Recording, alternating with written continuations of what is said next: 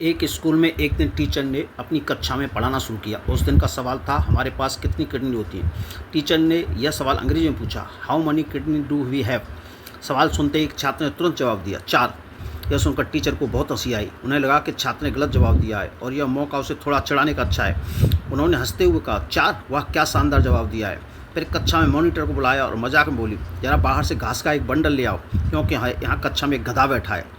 Teacher का यह मजाक सुनकर पूरी कक्षा ठाके माँ का हंसने लगी, लेकिन वह छात्र बिल्कुल शांत रहा। उसने बड़े ही ठंडे दिमाग से मॉनिटर की ओर देखा और कहा, मेरे लिए कप कॉफ़ी भी लेते आना। यह सुनकर टीचर का चेहरा लाल हो गया।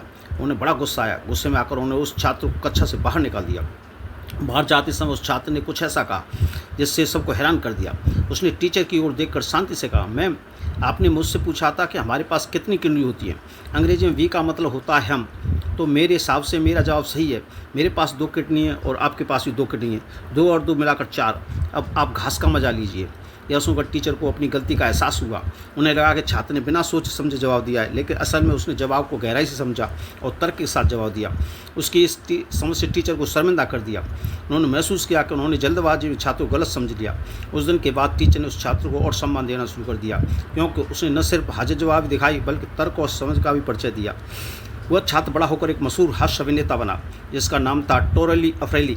उसकी हाजिर जवाबी और समझदारी ने उसे जीवन में बहुत आगे ले गया। लोग उसकी बातों पर हंसते थे, लेकिन साथ ही उसकी बुद्धिमानी की भी तारीफ करते थे।